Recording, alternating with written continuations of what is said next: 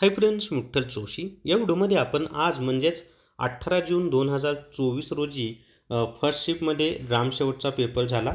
तर आज झालेल्या पेपरचं स्वरूप कसं होतं, कोणत्या विषयामध्ये कोणत्या विषयामध्ये कोणकोणत्या घटकांवर प्रश्न आले होते, ती सर्व माहिती आपण पाहूयात। या व्हिडिओला सर्वांनी लाईक करा, शेअर करा आणि Vitthal Joshi YouTube channel subscribe करा।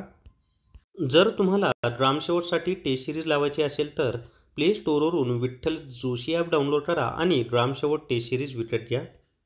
सुरुवातीला अंकगणित आणि बुद्धिमत्ता चाचणी या विषयांमध्ये कोणकोणत्या टॉपिकवर प्रश्न आले होते ते आपण पाहूया।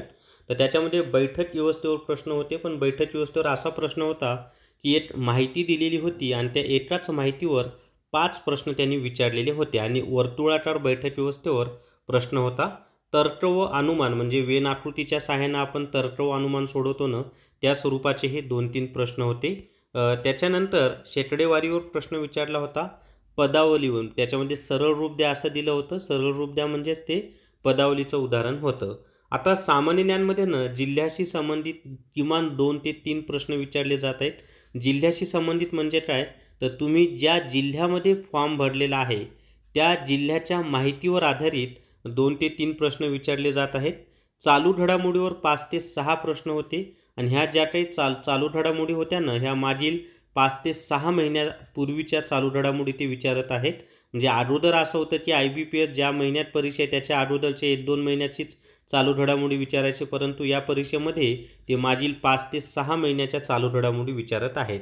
आता तांत्रिक याच्यामध्ये पहा, संगणकावर 5 ते 6 प्रश्न होते आणि बेसिक असे प्रश्न होते, म्हणजे पेस्ट करण्यासाठी कोणती कमांड देतात वगैरे या स्वरूपाचे। त्याच्यानंतर लॉन्ग फॉर्म विचारले होते, ते त्या स्वरूपाचे प्रश्न होते। कृषी घटकावर तांत्रिकमध्ये सर्वात जास्त प्रश्न विचारले जात आहेत। साधारणपणे 15 ते 16 प्रश्न हे कृषी घटकावर होते।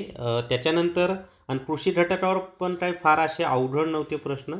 त्याच्यानंतर म्हणजे कृषी घटकावर प्राण्यांच्या जाती, म्हणजे जसं गीर गायचं मूळ स्थान कोणतं आहे या स्वरूपाचा एक प्रश्न होता।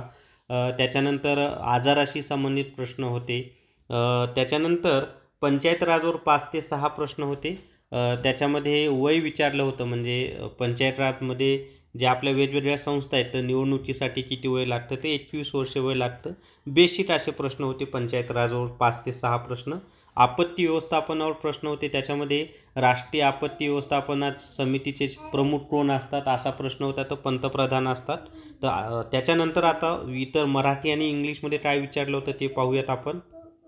मराठी व्याकरणामध्ये पहा, समानार्थी शब्दावर प्रश्न होते, विरुद्धार्थी शब्दांवर प्रश्न होते। त्याच्यानंतर वाक्यांचा क्रम लावा, म्हणजे इंग्लिशमध्ये जसं पॅराजंबल असतं की 4 वाक्ये दिलेले असतात आणि त्यांचा योग्य असा क्रम लावा, तर ते मराठीमध्ये सुद्धा विचारलं होतं। त्याच्यानंतर लिंगावर प्रश्न विचारले होते, वचनवर प्रश्न विचारले होते, अशुद्ध शब्द ओळखा त्याच्यावर सुद्धा प्रश्न विचारलेला होता। आता इंग्लिश ग्रामरमध्ये पहा, क्लोज टेस्ट म्हणजे काय, तर असं 4-5 वाक्य दिलेले असतात, त्या रिकाम्या जागा असतात आणि मग ते योग्य त्या शब्दाचा वापर करा। त्याच्यानंतर सिनॉनिम्स, अँटोनिम्स, पॅराजंबलवर प्रश्न विचारले होते। तर एवढी माहिती मला मिळालेली आहे मित्रांनो।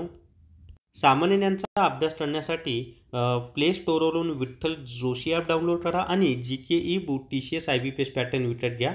तर या व्हिडिओमध्ये एवढीच माहिती। या व्हिडिओला सर्वांनी लाईक करा, शेअर करा आणि Vitthal Joshi YouTube channel subscribe करा। Thank you very much.